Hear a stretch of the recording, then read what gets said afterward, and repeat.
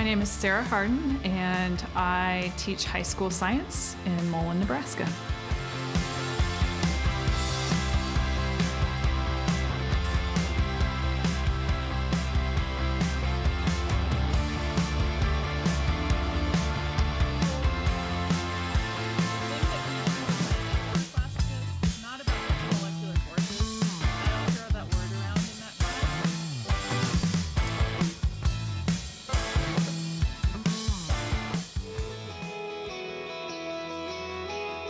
One of the things that I think is always kind of told to our older children especially is that you should have this idea of what you want to be when you grow up, and I think that's not always the case. And especially for me personally, I had no idea that I would ever become a teacher.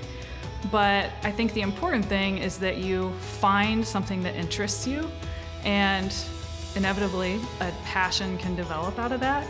And certainly I have many passions, and I happen to be lucky enough to find the one that fit me for a career.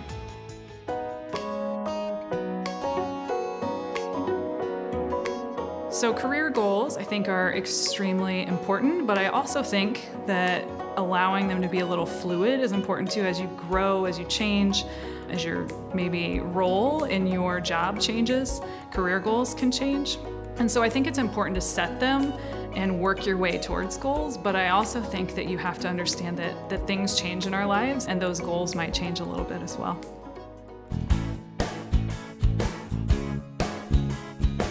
I would tell my kid self that you have a lot more to offer the world than maybe you realize you do, and talents that you'll get to use someday that maybe nobody ever recognized in you, and to keep pursuing those things that make you happy and doing something that you enjoy.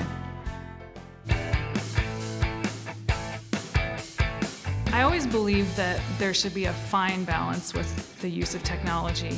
Obviously, the power of technology, is immeasurable in modern society, but I think there needs to be a healthy balance.